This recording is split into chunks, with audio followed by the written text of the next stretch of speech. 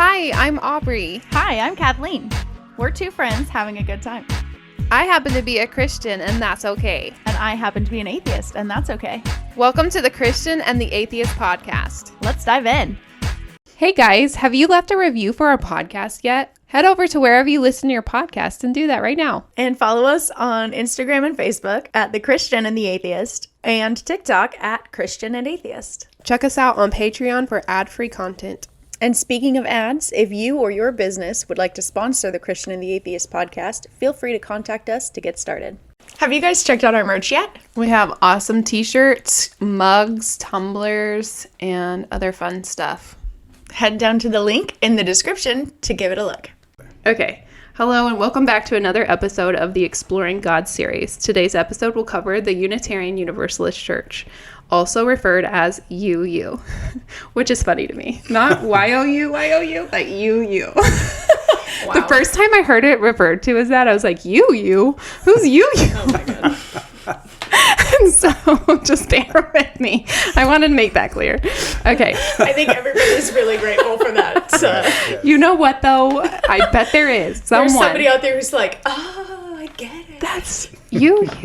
Okay. We are currently at the All Souls Church deep in the great city of Tulsa, Oklahoma. Now, I must say that until recently, I had no idea what the heck the UU church was. I've heard Kathleen mention it a few times. You left Mormonism, and while checking out different churches, you and Brandon dipped your toes into this church to see if maybe you wanted to be Universalist. Do you want to tell us a little bit about that? Yeah, so when we first left the Mormon church and we weren't sure what the next step was, we looked up a few other churches in the area. We went to a few non-denominational churches and we're not fans. So maybe this one will work out. But one of the things we did was Brandon had heard of this church and he found a couple of their sermons online and we watched them. We didn't actually visit, but we watched a few sermons online. I think specifically the humanitarian or the humanist the services for the humanist side of things, and they were good. What made you not go? We'd been going to church. I'd been going to church basically every day since I was 12. You were just I was kind of burned out, and for the first time in our lives, we hadn't gone to church. Yeah, and, like, hellfire didn't rain and lightning didn't strike us, and we were kind of like, let's ride this out and see how it goes. We can take a break if we want, and when we're ready to, we can go back. And we never have gone back, and we're totally fine with that. So there you know, that's how it goes sometimes. And that's how the cookie crumbled. That's it is. And look at you now. Look at me now, you heathen. Here you are. Here I am. You made it in. Now I'm here. Look what happened. Okay, so I remember hearing you and Brandon talk about how there's this church in Tulsa that houses all different religions and it's super inclusive. I heard that and thought, sounds cool and super confusing. And honestly, I never gave it a second thought until recently. Mm-hmm. I found myself in unforeseen circumstances that most of you already know about. And for those who don't, the short version of the story is that I have recently left the church that I attended for dang near 20 years due to very unfortunate circumstances. Yeah. I found myself here at All Souls. If you want to hear the journey in detail, you can listen to the series No Longer Fit to Serve to be updated on that situation. It's interesting. Mm-hmm. What's funny is that before all that happened, you and I had started planning the Finding God series out, and I think we considered it, but we didn't have them on the list of first round of emails to send emails to. We've talked about various different churches to visit, and I think we threw Universalists around. Yeah, it was on the list, but we didn't contact anybody yet. No. We contacted a lot of people, and y'all just weren't it. Sorry. You didn't make the cut. Sorry. So when all this happened, it was a given. Let's interview one of the Reverends and hear all about the Unitarian Universalist Church and what they're all about. Stop. It's hard to say sometimes.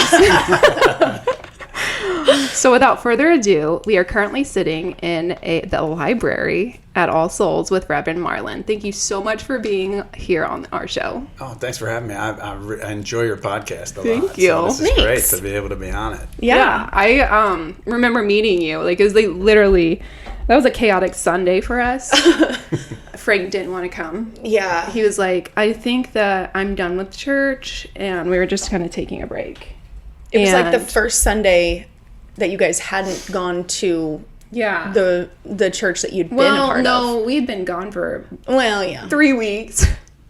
Whoa, that's a lot. Anyways, I used to go a lot, though. Hear me out. That was a long time to not go to church.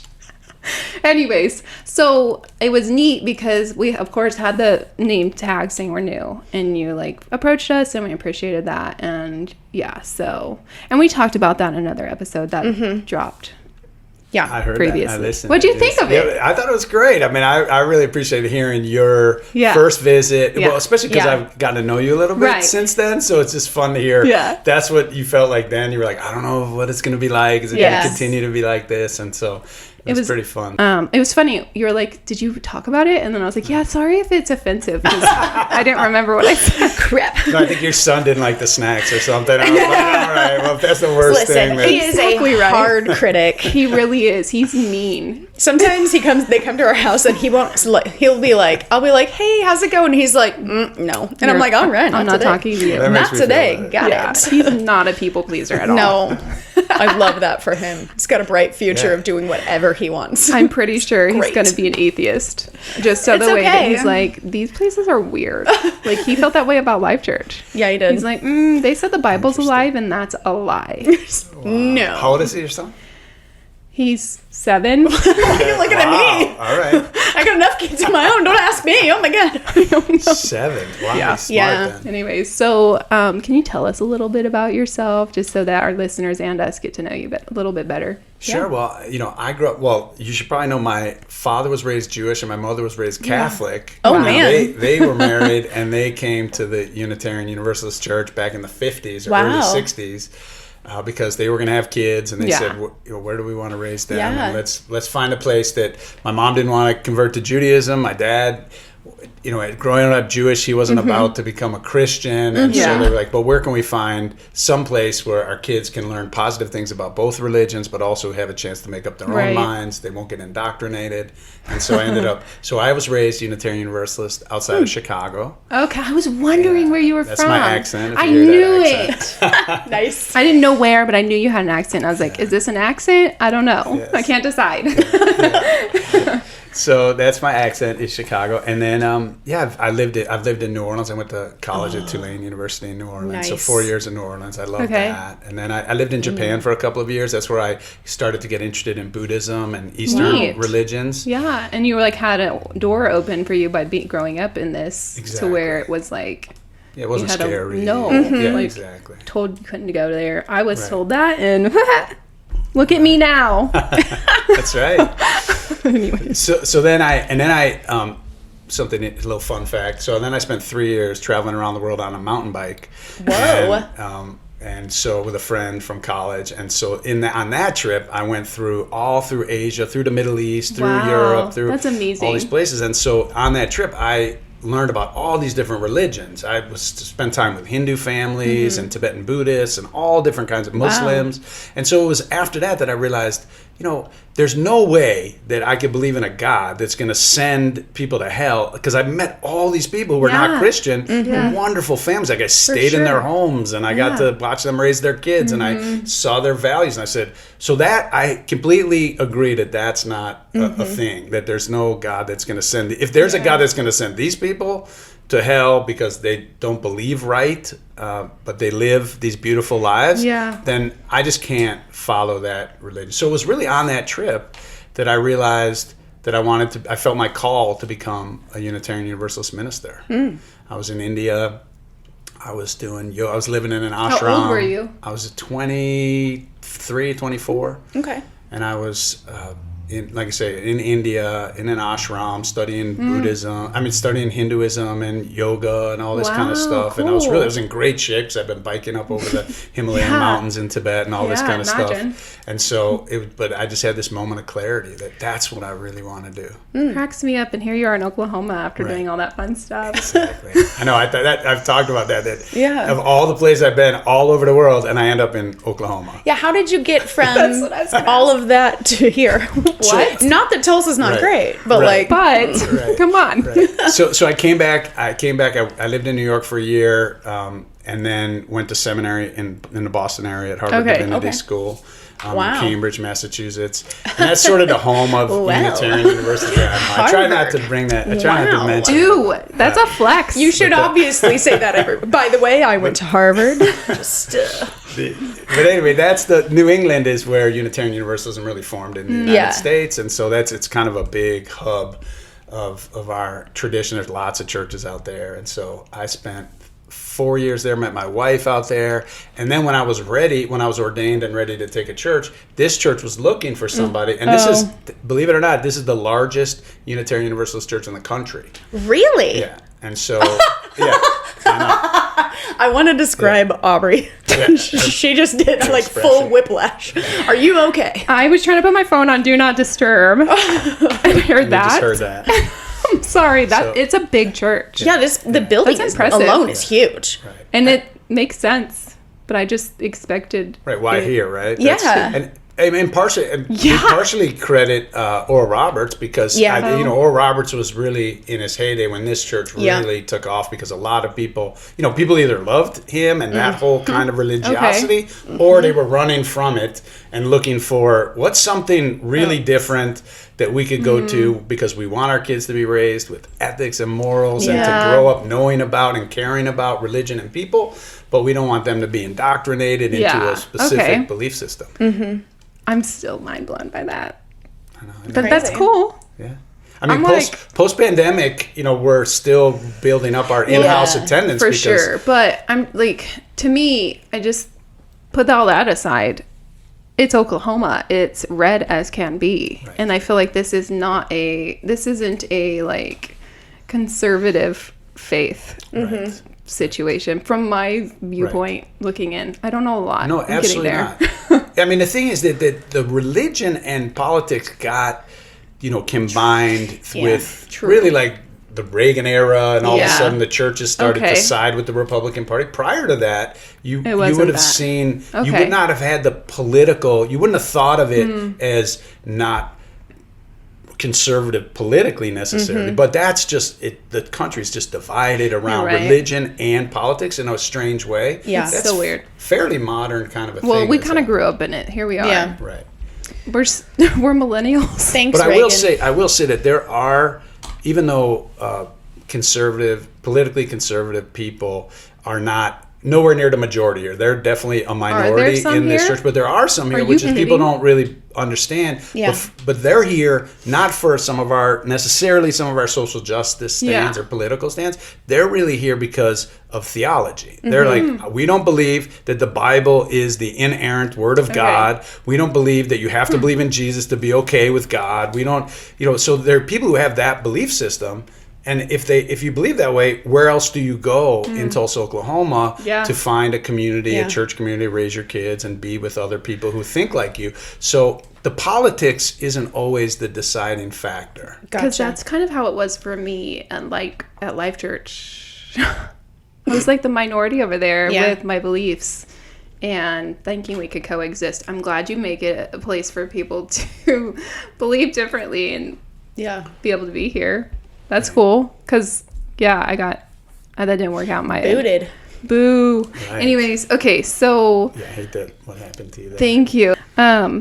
So I have a question. How long have you been a reverend? So I've been a minister for 25 years, Okay. and I've been at this church for 23 of those 25 years. That's cool. Yeah. Wow. So you went to Harvard, graduated, went to another church to To serve, I initially was serving at a church in Boston as an Yeah. associate minister, and then this position for the senior minister position came open. I wasn't even looking. I wouldn't have even thought that. I'd Yeah. only been ordained for a year when they Yeah. came, looking. And what but- year was that? so that was 2000. Okay. So Nice. in 2000, I came out here.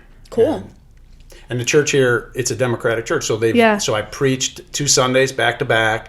In between, I met with every committee and group and Sunday school group and everything. And then they voted after my second sermon. They Wow. voted. They had me leave my wife and I, we left and put on headphones. We didn't really put on headphones, but they, we couldn't hear. And then they voted, and then they accepted us, and so I've been ever cool. since. And they could vote me out too if they don't like me. They can also.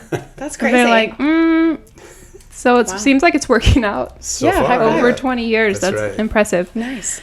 So you kind of touched on where you were when you decided you wanted to be a minister. Mm-hmm. Like what led you to that besides just being where was it you were at? I'm sorry. So I was in India. Mm-hmm. So she went so many places. Mm-hmm. But so being in India, like what was that like moment, or was it just like a journey to it?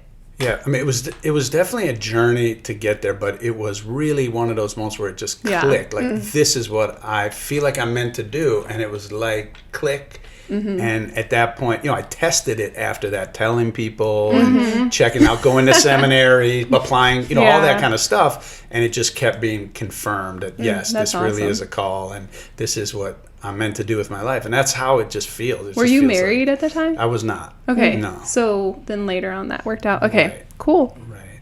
So what's the difference, again, you sort of started to touch on it, what's the difference between a Unitarian Universalist and your basic run-of-the-mill Christian church? Like, what's the difference in the way your theology is?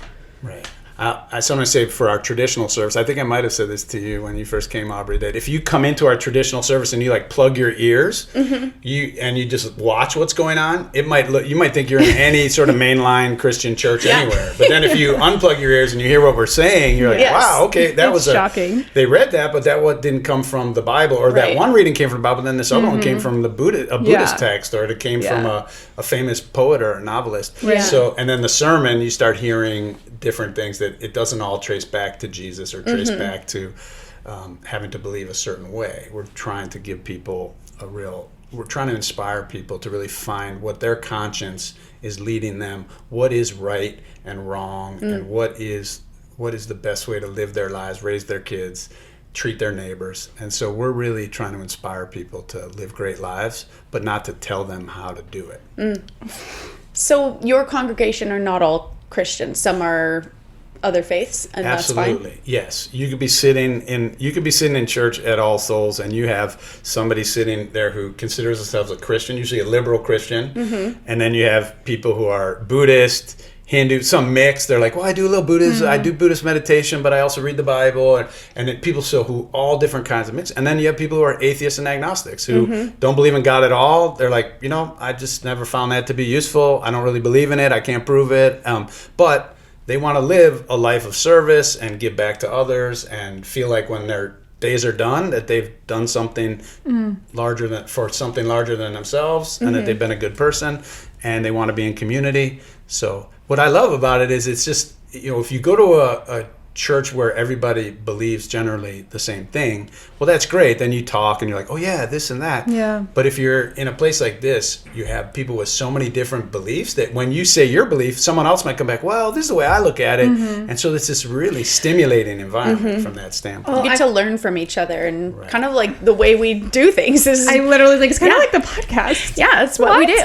Right. So I Works out. I love the fact that it houses even atheists feel comfortable coming here. I think that's saying a lot about Speaking from experience, atheists are not the biggest fans of church usually. Yeah. And people think, so when we started the humanist service, which was over 10 years ago now, like 11 years ago, there were people who wondered, is this a bait and switch? Like, I'm going to come in here and they're just sort of warming us up, but they're really trying to get us into the sanctuary. Right. And what's interesting is that there is a percentage of people who come back into the humanist service because they feel safe there, they like it, they're inspired. And there is a small group that over time do and they realize, like, oh, the word God, the way that it was presented to me, that's not what God is. It's not some man in the clouds or some judgmental figure. But they begin to start having ideas that they could call God or a higher power. And so then they do start gravitating. But a lot of people, that's just where they are, and they're not looking at change. And we love that. That's where most of the people in that service, that's just who they are. I think it's cool. Yeah. Like, it's very cool. This says a lot. Just want to repeat that part. Okay, so how do Universalists approach God? Like, I say Universalist, I mean Unitarian Universalist, because I believe Universalist used to be its own thing, and then Right. both Unitarian and Universalist came together. Right. So when I say that, I mean both. How do you guys approach God? Like in your sermons and your preaching, Right. do you... in general. It's hard to explain because I'm asking for a reason. Just bear with me. Because there's Christians that are listening to this. Mm-hmm. Yeah. Have no idea what it is. And they're like, the Holy Trinity, everything. Right. That's the way they believe. I just want to explain, like, what y'all do with that. Right. So the thing is, I just don't assume when I'm preaching that everybody I'm preaching to believes in God, or that word God, is a word that really is meaningful to them, because they might see, like I say, the white man in the clouds, and they're like, that doesn't make sense to me. So my understanding of it, and I think the general understanding of it, is that when we talk about God, it's like poetry. More than, it's like a symbol, not a sign. A sign pointing to something specific. A symbol being more open. And so it means different things to different people. Like the word love, you can't really, what is love, right? We all would have a different way of describing it. You can't quite put your hands on it. So God is like a word like love. Yeah. It's this word that it means different things to different people. We're all trying to understand what it means. And so when I talk about God, I recognize that for some people, when I say that word, it actually throws them off, or it turns them off. And so I try to say God, or however you understand what's ultimate to you. Yeah. And so some people, they won't talk about God, but they'll talk about higher power, Right. or different kinds of things. And so I try to make room for everybody Yeah. to find their way. And I think what God ultimately is that which is the highest you can imagine in your life. So for some people, they may come from a scientific, philosophical standpoint, and they don't think of it in any supernatural way, and that's fine. Whether they call it God or not. Does that make sense? Yeah, it makes sense to me now. It didn't before. I mean that with much respect. Yes. Just out of, when I went to the foundations class, it cleared so much up for my brain. You talked about, like, y'all don't believe in the Holy Trinity. And that was like, oh shit. Never mind. Right. I was like, oh my God. Because to me, it was that God the Father, the Son, and the Holy Spirit. Like, that is a thing. It was a thing in Mormonism. And to kind of have permission to let that go has been nice, because I've been like, I don't know about this anymore. Sorry, Jesus. He'll deal with it. He's going to be fine. So It's going to be fine. That's right. I know He it's can just handle himself. God can handle. We He's figured got God plenty can of handle our practice. skepticism, our doubts, our. that's where I'm at. Like, yeah. Anyways, so I'm gonna ask multiple questions Yes. for you to answer, because they all are kind of grouped together. Okay. Do you guys worship Jesus? Do you do baptisms? Do you follow the Bible? Those things. Okay. Yeah. And if I miss one, just No remind me worries. again. Okay. So do we? Was the first one? Do we worship Jesus? So we don't worship Jesus. We try to follow Jesus's example. Yeah. So we try to follow the religion of Jesus, not a religion about Jesus. So a lot of people have made it about Jesus, and they're praying to Jesus, Right. and Jesus is God, and all that kind of thing.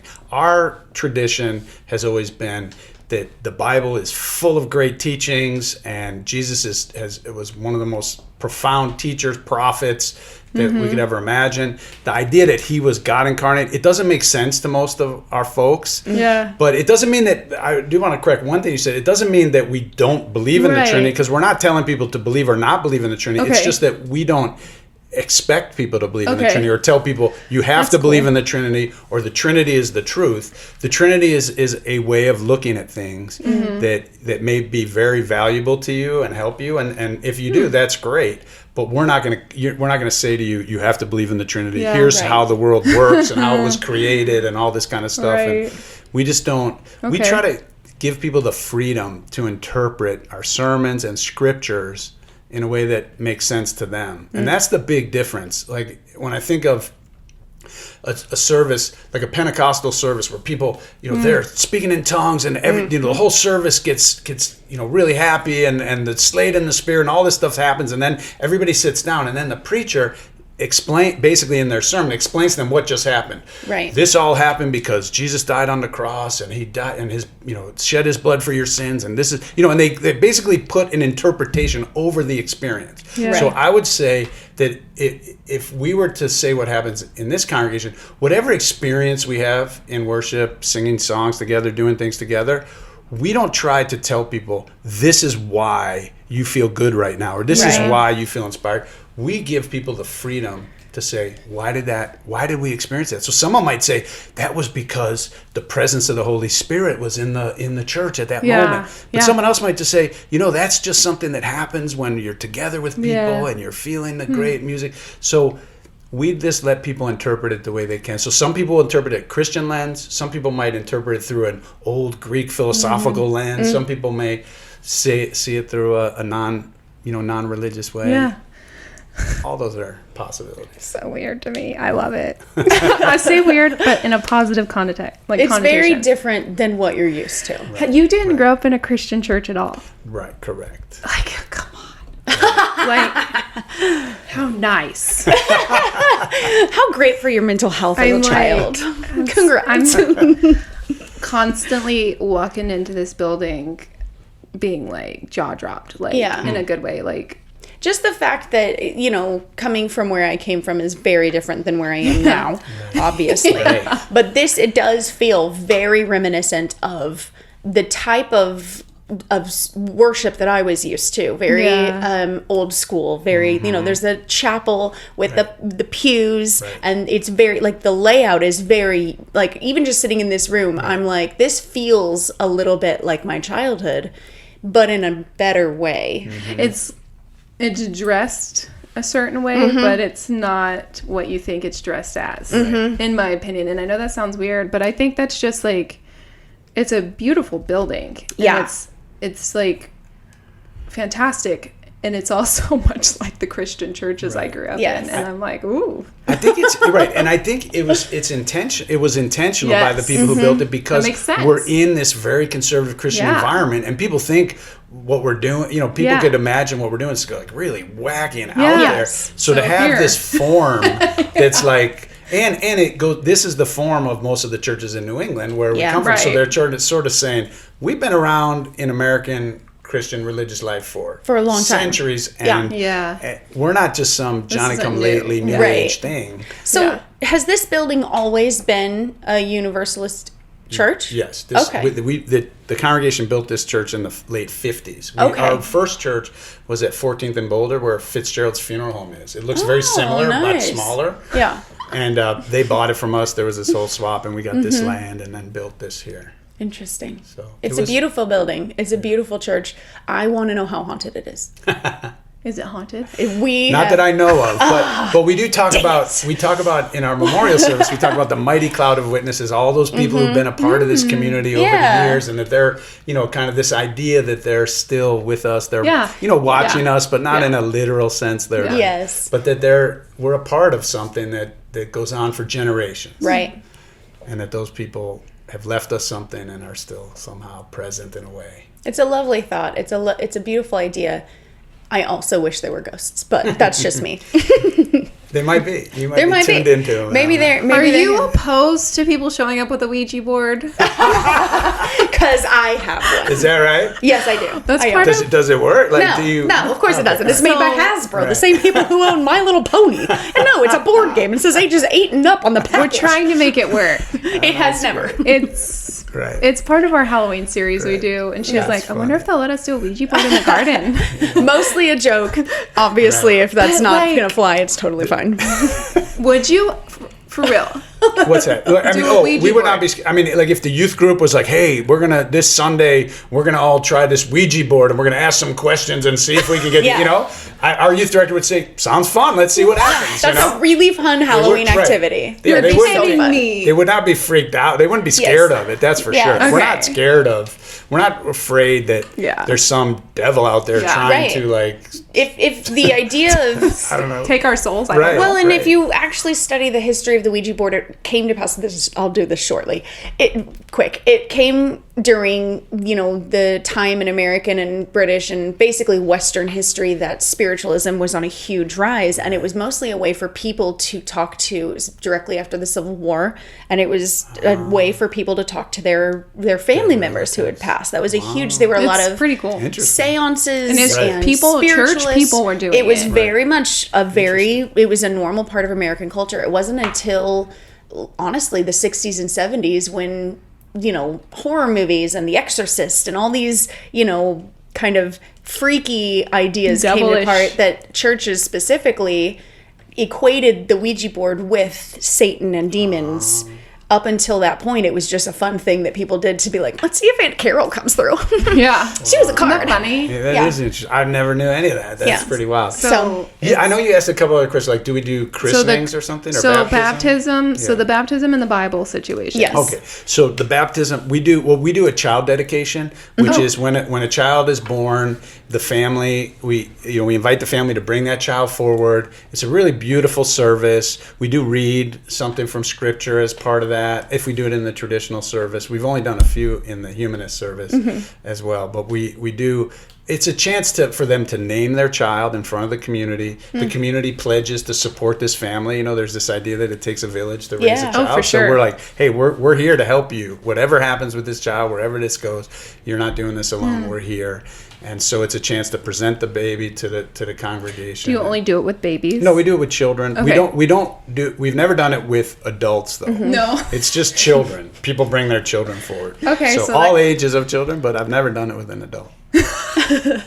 I mean, That's a there's hilarious circumstances where that could happen. I feel like an adult child that, Yeah. but I mean, I don't know. Anyways, so no baptisms. So it's not technically a baptism. So Well- we're not washing away any sin or anything like that. right. We're really dedicating that child. Like we say in that service that when this child reaches the age of discretion, when they're able of their own mind to affirm what we're saying, that they're going to, live a life of service for others and love and service, basically. Okay. Then, invite them to come back and affirm that that's what they want. Because we could say that to them as a baby, but they don't know. And so our 9th grade class, it's like a confirmation class or a bar mitzvah for the Jews, but we call it coming of age. They come forward and they do speak. But that's a service where you have to come check that out, because I'm gonna be there. You have kids who speak. You have kids who talk about belief in Jesus. You have kids who talk about Buddha. So it's a real. It really makes an impact on people, because the adults hear, wow, this church really does what it says. These kids have grown up and they have a diverse set of beliefs, and they're being accepted. Even if a kid comes up and says, I don't believe in God, the whole church loves on them and accepts them. It's it's wild hearing that coming from places that were different, but it is I love the idea that you can just be who you are and you still have the community, because that is something that a lot of people lose when they deconstruct religion or switch faiths or have any type of that type of faith process. There is that fear, the big fear of losing the community, losing our. It was a big thing for me. Yeah. Right. I was like, I literally just lost my family by choice.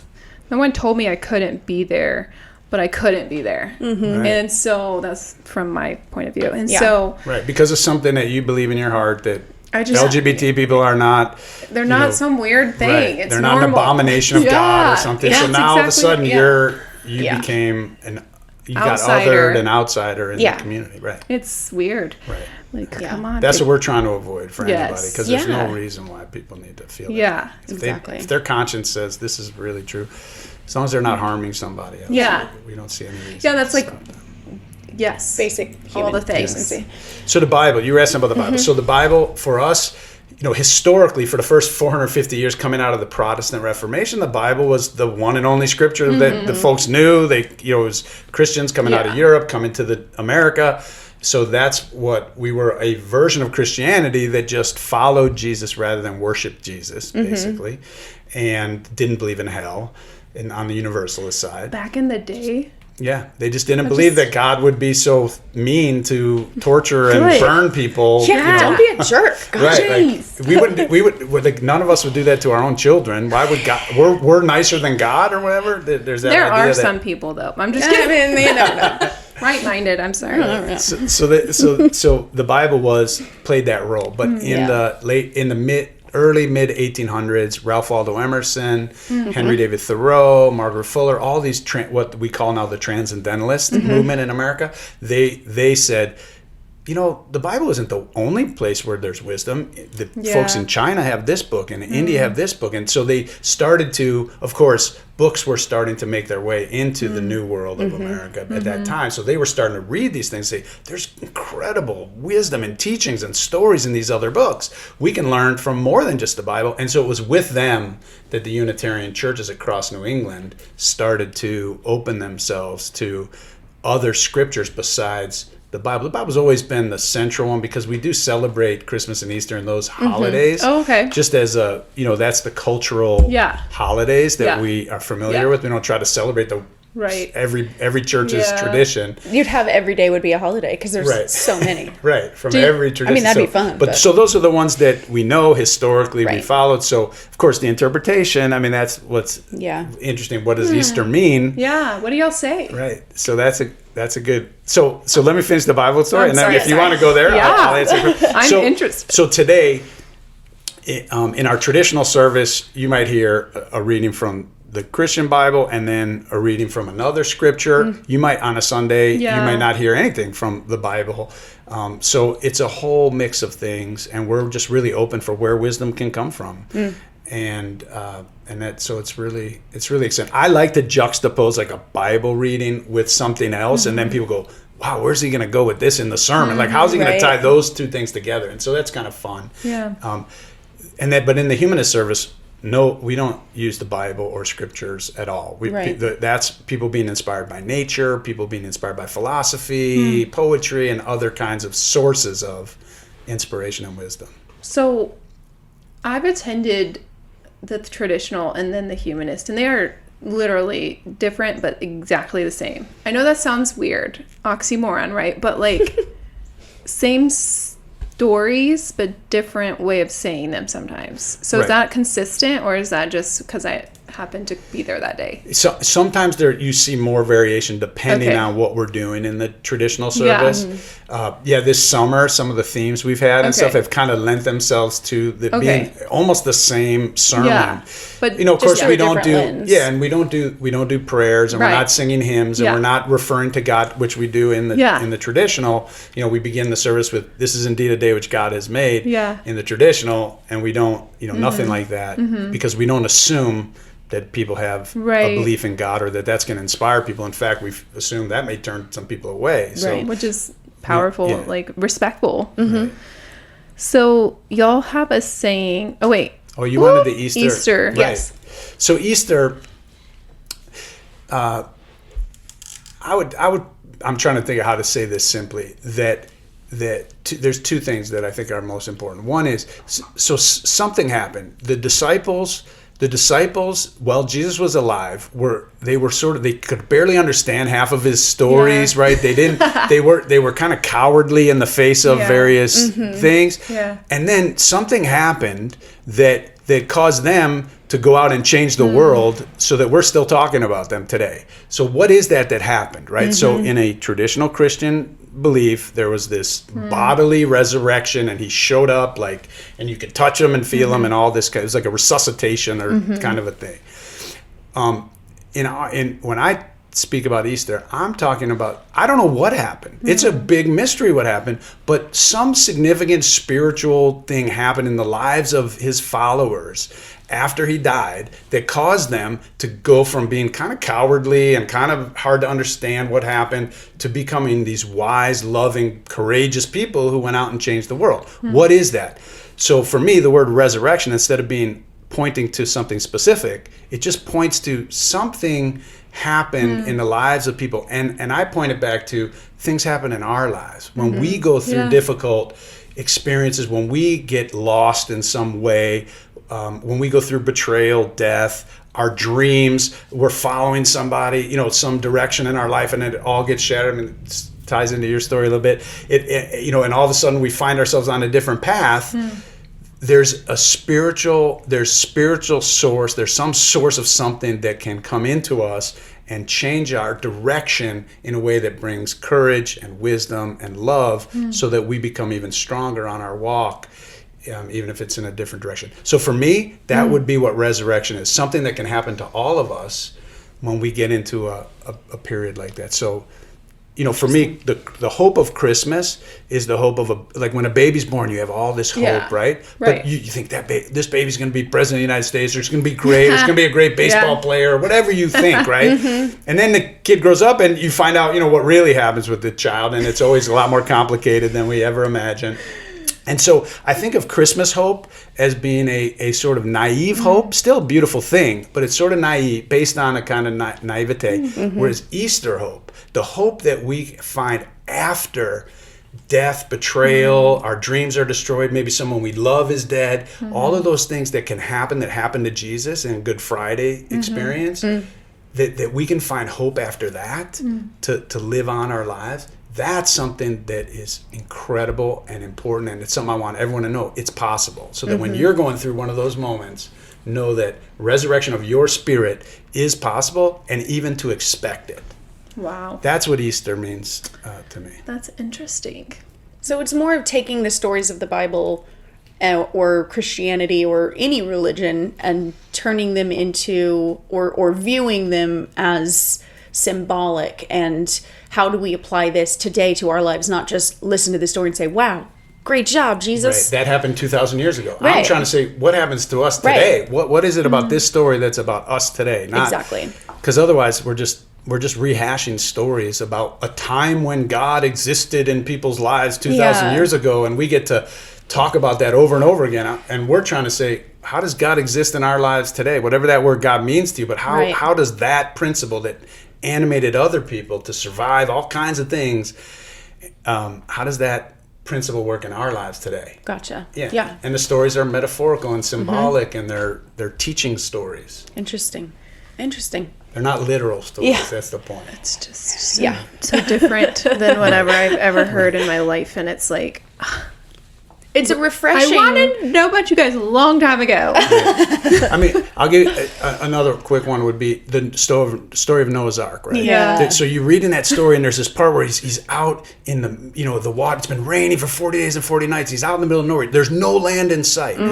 So instead of thinking about that literally, which I can't, I can never imagine how you get 2 by 2 all the animals onto all that stuff, like all the way on the other side of the world. Right. But for me, that experience of being out in the middle of like the ocean with no land, I've been in some moments like that in my life when I felt like, how am I going to get out of this? Is this rain ever going to stop? Right. It's for me, reading that story makes me think people 5,000 years ago somebody 5,000 years ago has experienced something like this and wrote about it, so that we could learn from that and know that we're not alone, that this is part of the human experience. So that's a way of interpreting the story, symbolically rather than literally. Sort of how, as Jesus walks through the New Testament, rather, he speaks in parables. He's giving people, here's a story about a woman and a fish and a tree and a fig. And people are supposed to grab that and put it into their own lives. And at the time, like you were saying, the disciples were like, what? And a fig? What do you mean? Right. And so it's basically taking that same idea with all of it and just plugging it in as you can. Right. Yeah. There's this sentence that I've heard a million times. There's a mosaic in the hall that says love over belief. And love beyond belief. Beyond. Yes. Sorry. Yeah. Love beyond belief. Beyond. Yeah. And I'm like, what does that mean to this church? Can you explain that? Absolutely. That's so important to us. So it's the idea that love is more important than belief. So love beyond belief. So belief is great. We all have beliefs. There's lots of beliefs all over the world, different beliefs. People argue and fight wars over them even. Yeah. But what's most important is love. How do your beliefs lead you to... That's my question for somebody. If they say, I'm a Mormon, I'm a this, I'm a that, I'll say, well, how does that belief lead you to being a loving person? How do you think of your neighbors, and would you go and help somebody in this situation, and would you help somebody? Right. So I want to know, does it lead to love? Because for us, love is what's more important than belief. People say they believe all kinds of things, you know, right? All these preachers and politicians, Right. we hear them, they spout all kinds of beliefs, and then they live their life a particular way. So Yeah. for me, what's their religion? Yes. I'll say, let's talk about what they do, not what they say they Yes. believe, right? So for us, it's the actions, the ethics, the Okay. love. That's the proof of our religion, not the belief. So because people go around spouting all kinds of things. Yeah. That's so true. Well, and again, from my side of things, there were so many people that I know personally who have left religion, who their family and their friends, we have family members who their love for my husband and I and our kids was conditional upon our belief. And so when that belief disappeared, so did the love. Right.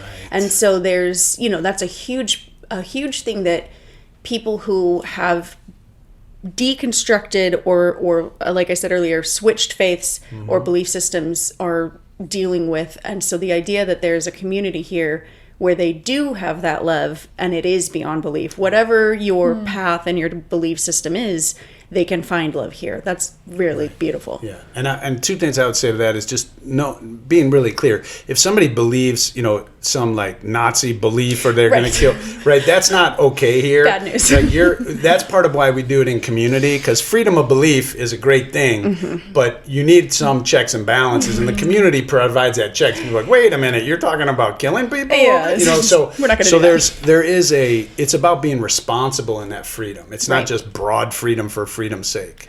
And then another thing about deconstruction, so I find a lot of people come here and they're in a deconstructive phase in their lives, in their religious lives, and it's really important to me to try to work with people to move through, to do the deconstruction, but to move through it to construction of some kind, so that their whole orientation to religion, to God, to life is not reactive against something. Yeah. Because that's not a really innovative, that's not a really It's invigorating painful. thing. Right. It can root, because again, speaking from experience, there's a stage there of anger and bitterness and pain and frustration that everybody that I know who has deconstructed a faith goes through that stage.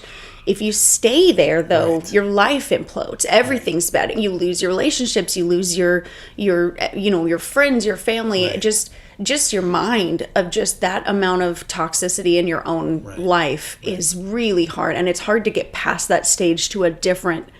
It's a journey, it's a path. That's it. Not just a destination. Yeah, and so that we have classes just specifically focused on helping people through that path, so that their orientation is creative and constructive. So Friedrich Nietzsche, the philosopher, said that God is dead, right? And I often will say he was 50% right, 50% completely right, and that is that the God that you learn about when you're a little kid, in 5 years old, 7 years old, 10 years old, that God, of course, as you learn more and you grow in your cognitive capacity to understand abstract things grows, that God should die. Yeah. But then what replaces it? What is it? So it's not that. So I think God dies over and over in our lives.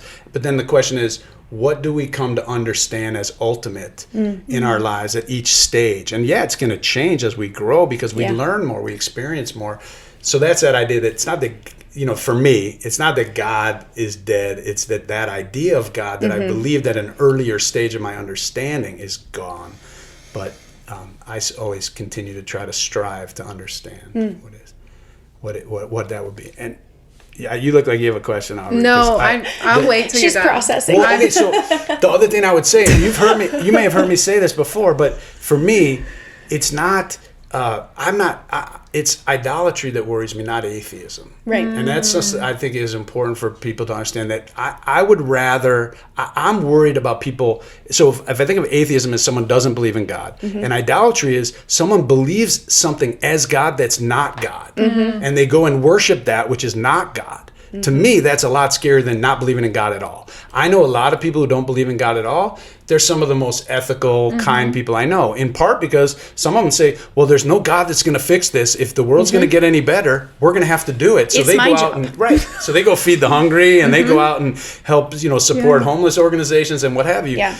Whereas people who believe in something as God that's not God, that's dangerous. Yeah. I think that's a little bit of what you've run into, Aubrie, is that if people believe that God thinks that people who love people of the same gender are an abomination and need to be stopped or converted or something like that, that's dangerous. That's detrimental. That's harming people. If you believe that everybody who's not a Christian is going to be burned in hell, and you go out and teach people that, so that you're going out and teaching Muslim children and other people that they're going to hell, that's just that's damaging. Yeah. So I think that if you believe that, you know, men are superior to women and that women need to abide by, you know, men because of, you know, however we were born, and that's what God's process is, like, for me, that's damaging. So for me, that's a form of idolatry. That's worshiping something as God that isn't worthy of our worship. So anyway, that's, I think, important. How you doing, friend? No, this is nice. I appreciate all of this. I'm like literally like mentally noting, like, we're gonna highlight that, we're gonna highlight this. This is a soundbite. Because to me, I've never heard anyone say this that's gone to a church I've been to, besides this one. And like a lot of hurt. Especially not a reverend. No. And like, I have like pastors in my family, and they don't talk like this. Nope. And so it's like, it's healing a lot of hurt that I've had. And so that's where you were seeing me being like, Oh, that's nice. Yeah. Yeah. And it could be that some of those pastors, I think some of those pastors might think that themselves, but they won't say it in public because they're afraid. Yeah, they'll lose in some a lot. cases. Right. Yeah. So some people say that the pulpit is the least free place for a lot of pastors. That they're often a lot further in their spiritual journey than their congregation. Yeah. But when some pastors sometimes bring that to the pulpit, their congregation kicks them out or gets mad at them. It creates a split. Yeah. Because their congregation is not ready to hear. Yeah, and I think that's a shame. I would agree. Like, in my leadership role at the church, I had to hold back quite a bit. Yeah. And it felt... Like, the amount of... I've said this before, but the amount of times in the past that we've had maybe ideas for an episode of the podcast or something where Aubrie will go, I love that idea, but I don't think we can do it because I'm a representative of this organization, and I can't put that out there as a representative. And so, and you weren't even the pastor. You're just someone who's volunteering a whole lot of time and energy, but whatever. But yeah. Okay, so this is great. I appreciate all of it. Yeah. I wanted to kind of jump around to what kind of public outreach does All Souls do?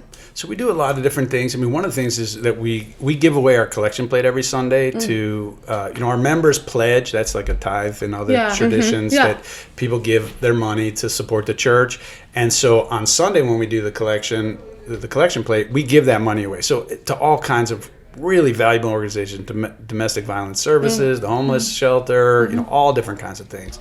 So we support a lot of things that way monetarily. But then we're really active, and we give away, we help distribute literally tons of food. Like, I think last year 68 tons of food to people who are, to try to end hunger in Oklahoma. So do y'all guys work with somebody, or is that we do work with the food bank. We work with other churches like Vernon AME Church and other churches, but also the school system. So we have 3 partner schools that we support, and so we put on, before the pandemic, and so this is going to start up again, but we used to put on a dinner once a month in each of the schools, and then we would have bags of food that the families could take home with them as well. And so that's how we did the distribution.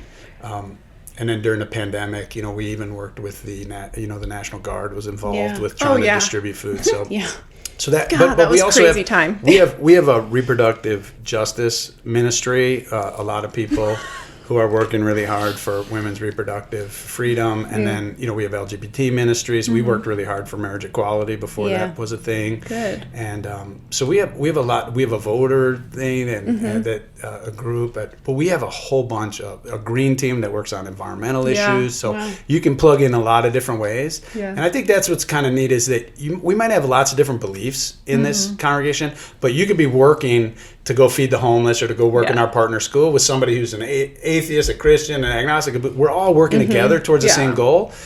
And that's really where I think it comes together in a way that's really special, that we don't have to believe alike, to love alike, to serve alike, and things like that. So to go back to like the offering plate, y'all give that to a organization. I've gone to Life Church forever. and they kind of did similar things, but not really. You can take money out of the bucket. Oh. For a while, it was money in the bucket, but now there's the online giving, and I think it's fine. No judgment. But I've not been seeing any money in the bucket is what I'm getting at. So, sorry, I had a tickle. So, coming here, there's money in the baskets. Yeah. Like, I'm literally like, people are literally giving. I haven't seen actual money in a thingy, like a plate that they pass, in a long time. But we didn't have any cash on us, so it's funny because you can also give online. Yeah. So it's like, that's cool too. So it's not old school. There's cash and That's right. the other way. So if the money that's being pledged each week is going straight into the community around you, how do you guys pay for upkeep of the church? Because I know a lot of churches, that's what the tithing goes towards, is we're paying our ministers, we're paying the light bill, we're, paying a janitor, blah, blah, blah, blah, blah. And that's what our members do. That's what we call a pledge, is like a tithe. It's our members, when you join and once you're a member, you make a pledge each year, say, we're going to be able to give this much each year. And we set our budget based on what our members say that they'll be able to give. And so... Is there an expected amount? No. One of the things I always tell people when they join is that, back in the day when the tithe was a thing, there were no nonprofits, there were no, there weren't even schools in a lot of places and things like that. So the church was everything. It was your charity for if you were hungry, if you were this or that. Now we have all kinds of organizations out there doing good works and helping people. So I don't expect people, I say to people, I think giving 10% of our income that we bring in to good causes is a really good rule of thumb. I mean, I think I'll keep 90%, I'll give away 10%, but I don't expect people to give all 10% to the church, because they might want to give to the Sierra Club and to the, all kinds of different things that are important to them that they think that they know are making the world a better place. Right. So I say to people, we would love it if you feel like you could give 5% to the church. We think that'd be fantastic, and that would be, we would, of course, we love it when people give 10. Yeah. But we're not expecting people to give 10 because we know they're giving in the offering plate for other organizations and other things. And then we also talk to people about, a lot of people haven't been to church for a long time. So we say, you may not, 5 even may seem like crazy. So we'd say, just start moving in that direction. And hopefully, at some day, we would think it would be great if you could move towards 5% as a goal, just to give people a measure or something to move toward. This is a topic that's hard for me because the Mormon church that I grew up in they recently, especially, there's been a lot of money issues, but one of the things that I was taught growing up is that if it comes down to feeding your children or paying your tithing, pay your tithing first. Oh my gosh. And let your kids go hungry. And the Lord will take care of everything else. Oh, wow. Yeah. And so, there's that mentality. We do not have that theology. If there's you're not that mentality in Mormonism. We'll give you money. If you don't have money, we'll help you pay for And then, there was recently a video that I showed her, but there was the Mormon church builds these temples. And there was a high up leader of the church who gets a stipend, and his kids get free college, and he has a penthouse and a personal driver, and he has maids, and he has all of this money coming in from the church to pay for his life. And he's talking about how they're these poor members of the church in, I think it was Brazil, and they wanted to build a temple there, and they were asking the members to help pay for the temple. And a lot of the members, of course, in that area of Brazil didn't have a lot of money, and so they were pulling their own gold fillings out of their teeth to sell them to pay for the temple. And he was buying them, the gold fillings in their teeth, and displaying them in his home as a trophy.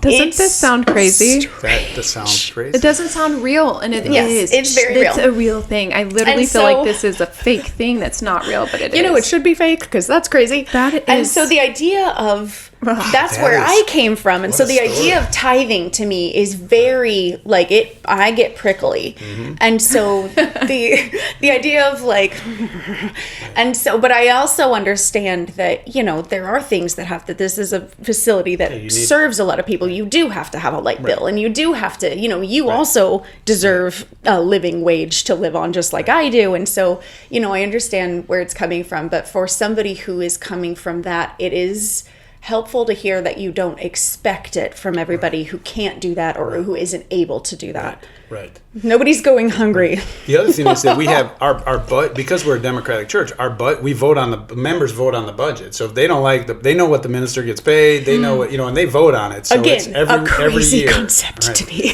And we used to post it on a bulletin. Since the pandemic, I don't know if we've been doing that regularly, but we post the financials every month on the bulletin board and online so that people can see what are we spending our money on? Are we spending it on what we say we spend it on? We get an audit done and things like that each year. So it's all just they want to know that their money's going to what they want to go to. And the other thing I love about it is it's a system where if somebody can only give $50, they're getting all the same things as the person who's giving $50,000. I wish we had more people giving $50,000, but that'd be nice. People are doing that. $50. I just want to put that out there. But $50 is, you still are getting. If your kids are in the children's choir program, you're still getting these great choir directors, and your kids are still learning, and you still get the same services. And if you if you have a wedding, you have this same beautiful building to do it in. So it's not about how much you give. It's just that we all give what we can so that we can have the best community that we can have possible. But everybody knows where the money's going. There's no secrets about that. The accountability goes a long way for that type of thing, for sure. Yeah. So how many ministers are working currently at this? We're at a lull because our third full-time minister just moved to Portland, Oregon. Oh, nice.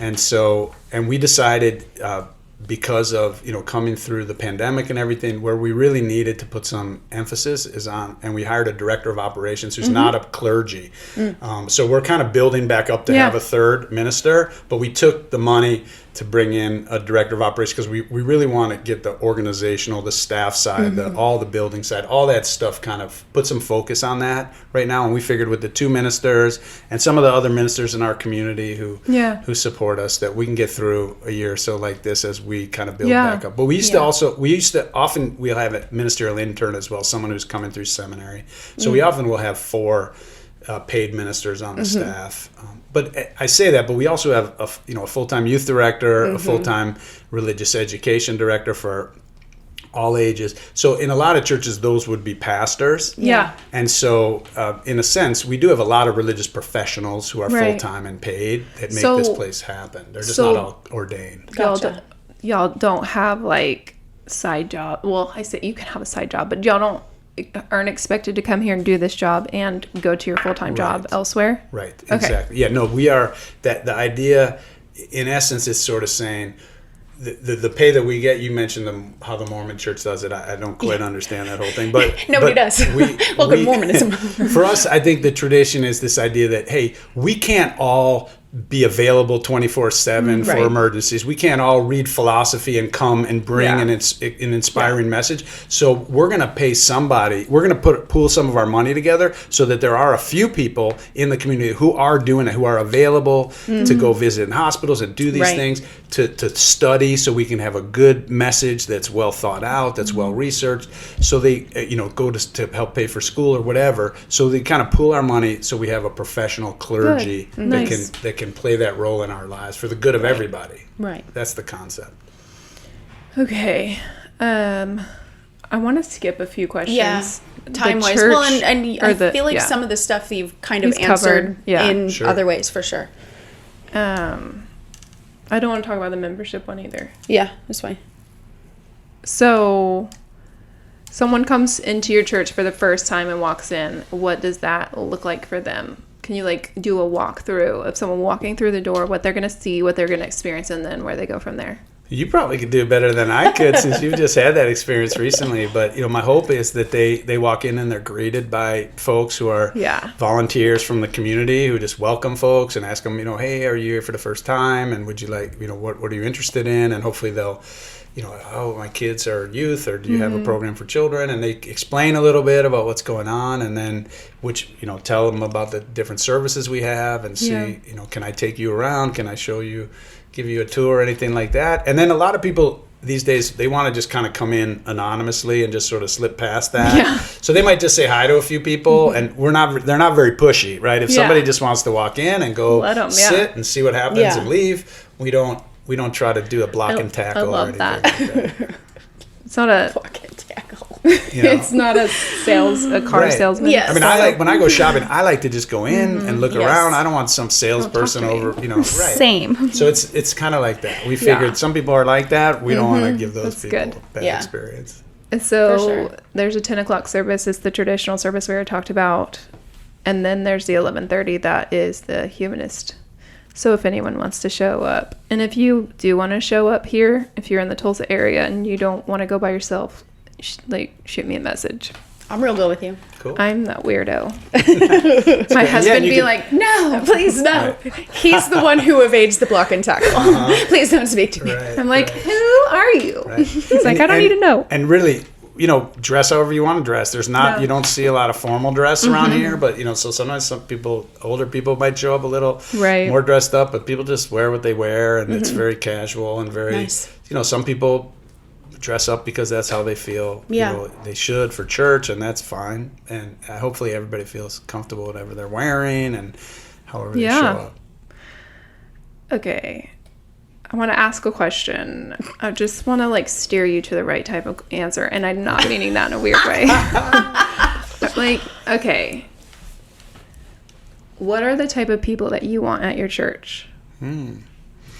Well, you know, I think that, I mean, one thing that's important to know is that I don't think that everybody has to come to this church. That there are multiple ways that Yeah. people find to live their lives. You and your husband have your approach. You know, if it's working for you and you guys are feeling satisfied and fulfilled and Yeah. finding places to serve, and that's great. I don't feel like it's a church where everyone has to become Yeah. a Unitarian Universalist. We have a particular way of being religious and being in community that's diverse, that's full of, you know, giving people freedom and lots of opportunities, and that works for a lot of us. My family loves it. A lot of these few thousand families who are here love it, but it's not necessarily a church for everybody. I want to help people find where their life can be inspired, where they can live their best life, and if it's here, that's wonderful. And we just love to have anyone who is open to that. They want to serve, and they're open enough to say, hey, I don't need the people around me to all believe the same way I believe. And that's really, you know, service and love is really what this church is built on. And so we say, you know, love is the spirit of this church, if you will. Love is the God of this church. And we say service is its law. You know, the Torah isn't its law. The Quran isn't its law. The Bible is the service. It's like our law is if there's one thing that we ask you to do, it's to live for something more than just yourself. Live for something beyond yourself. Serve in some way. That's the only law, if you will, that we have that's expected. That's good. So I noticed that I was looking for an affirming church. So basically what I'm getting at is all people are welcome unless you're wearing like a swastika, Right. on purpose. Go home and think about what Yeah, I you've mean, done. if you come in with a swastika, then the expectation is that people are going to talk to you. You're gonna Yeah. hear people about what that impact of that Okay. is, and you're gonna, you know. Wow. So, Yeah. so I mean, if somebody wants to walk in with that, they just need to be ready to you don't have a conversation. Yeah, you have a conversation because that's not gonna go over well here. Yeah. But nobody's gonna. As it shouldn't. Right. At the same time, gay, lesbian, trans, we have members of all different sexual orientations, different political, like I say, different political persuasions. Right. Less and less, you know, the conservative, because of all the religious overlay and because of all the anti-LGBT stuff that's going on, that there is less comfort from that side. You know, which is sad for me because I do think that there are a lot of people who are fiscally conservative in other ways, but still they're not. Socially, they're not against LGBT people. They're not against women's rights and things like that. Yeah, totally. That I'd love for them to be a part of this community. Okay, so it sounds like a fairy tale type of church here. Whenever I was with Shannon doing the class for parents to help out or whatever, it's funny. I was like, this is like a unicorn in hell. What do you mean by that? And so, Okay, I just found a new idea for our next t-shirt. Yes. So we're in hell. Think about we're in hell, and there's a unicorn. You're like, oh my god, a unicorn! That's so cool. Oh, that's sweet.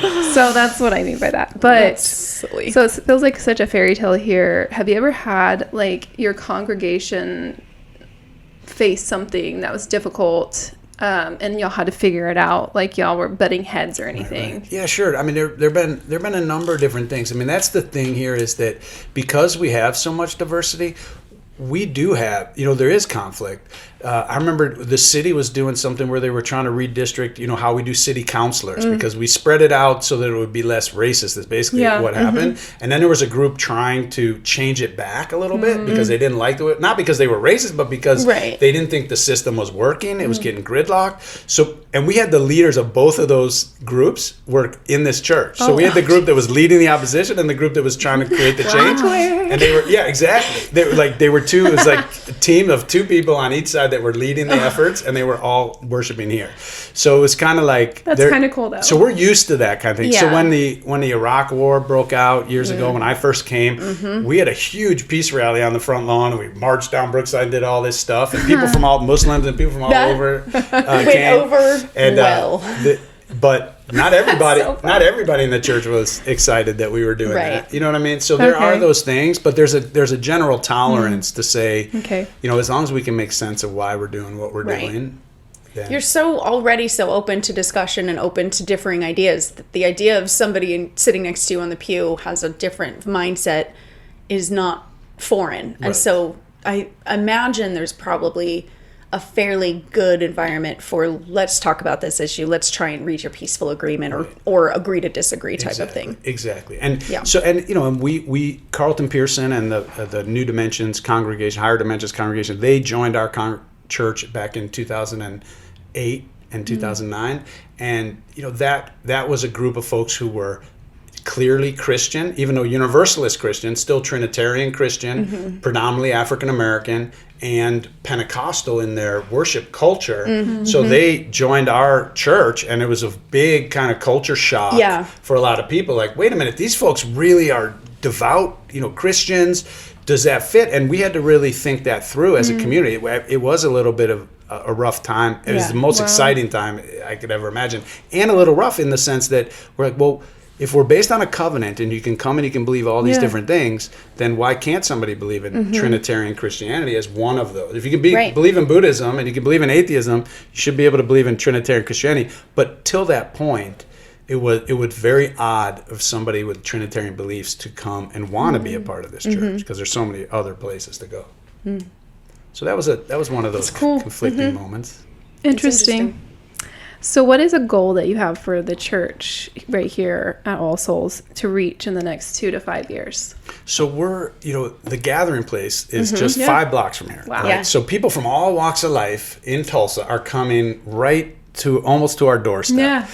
And so I think, but they're just playing together, right? So you're playing in proximity to one another. They might not even be playing together, they're just playing nearby each other. You got folks who are Hindus and Jews and Muslims and every walk of life, every race and ethnicity, every religion, right?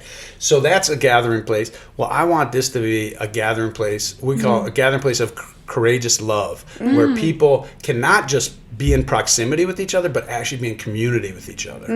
And hey, how can we make this a better city? How can we make this a better world? How can we make life for our children better together across all of our differences? So that's my goal. That's all of us in our leadership team are trying to figure out, how do we create that concept of a gathering place for courageous love, where people from Tulsa who want to be in relationship in a diverse environment can do that here. I can stand behind that. So, okay. Yeah, love it. I am really glad we did this. Thank you for doing this. Yeah, so, thank you. This has been lovely. Do you have any questions for us?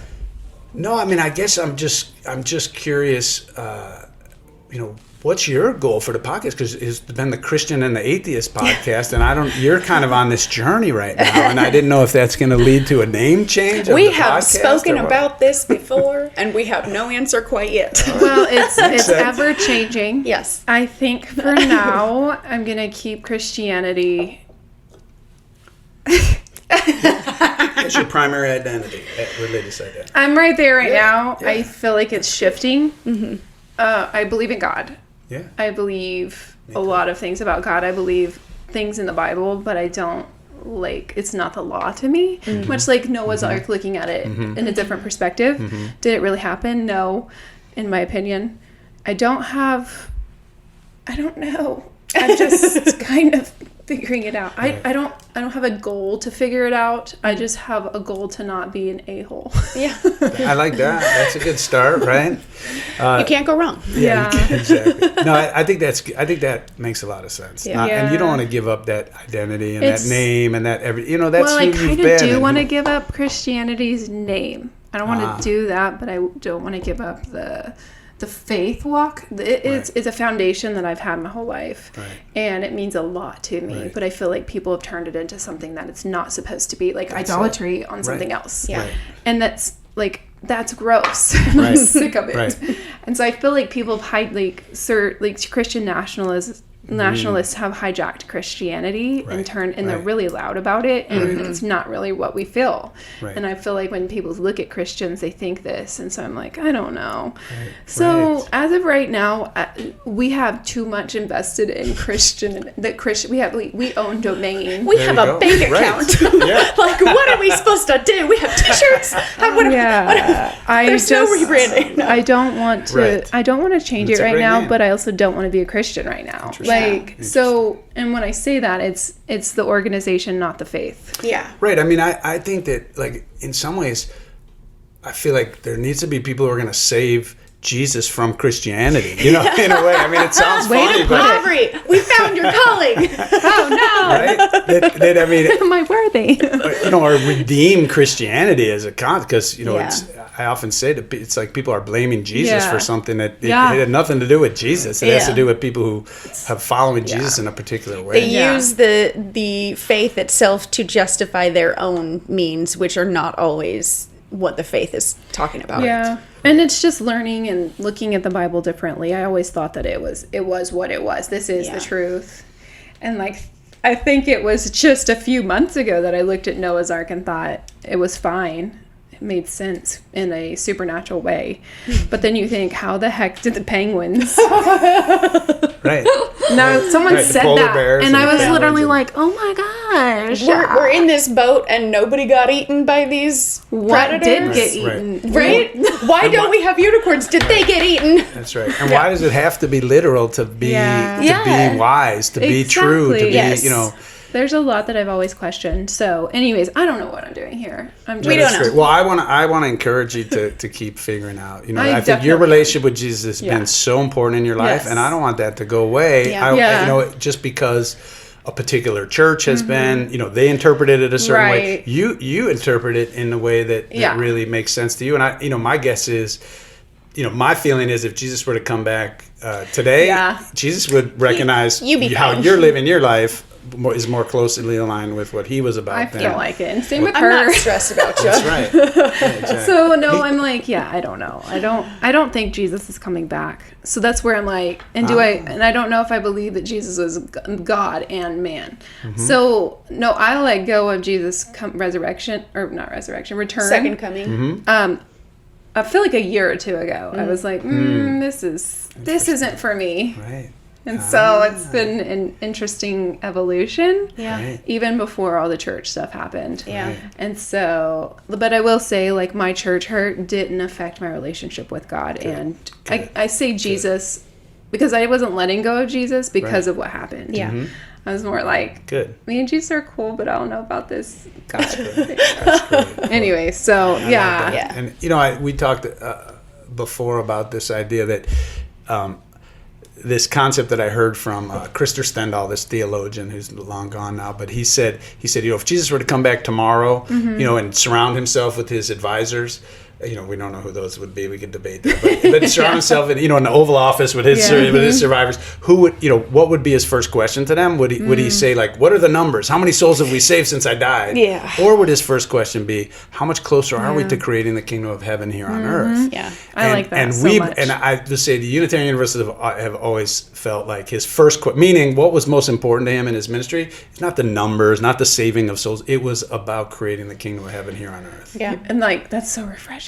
I can stand behind that really easily. So, anyways, thank you again for taking this time. Yes. I do want to take a walk around and show and talk to you about certain things before you have to go. But once again, you guys, Christianity doesn't have to be the only thing, or you don't have to go to a a welcoming but not affirming church. Right. If you don't want to. There's lots of places out there for you to find the community that you may be searching for, whatever that may be. And if this might be the thing that you want to look more into, feel free to reach out to Reverend Marlin, me, not Kathleen. Hey, I'll put you in touch with the right people. Just kidding. I was trying to be funny.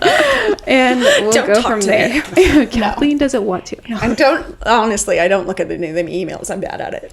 Chances are, if you're talking to us on social media, you're talking to Aubrie, because I don't know how to log in and out of anything, and I don't know how to do any of it. I'm real bad at all of it. And it has your name on the, on the email. Bad. It's so Chances funny. are it's Aubrie. I'm like, this is me. I share this with Kathleen. But anyways. I'm trying my best. It's great. You're doing great. Thanks. All right. Thank you again. You're welcome. Yes. Thank you. It's been a delight. Is there anything else too. you want to say to the audience? No, just I would agree with Aubrie. If you are interested in what we've been talking about, I'd love to meet you, love to talk to you, and find out more about where you are in your spiritual journey, and if this place could be a place to help you or your family. We'd love to plug you in. Awesome. So with all that being said, we thank you guys for listening, and we'll catch you on the next episode. Bye. Bye. We're always weird about it. We are always weird. All right. In general,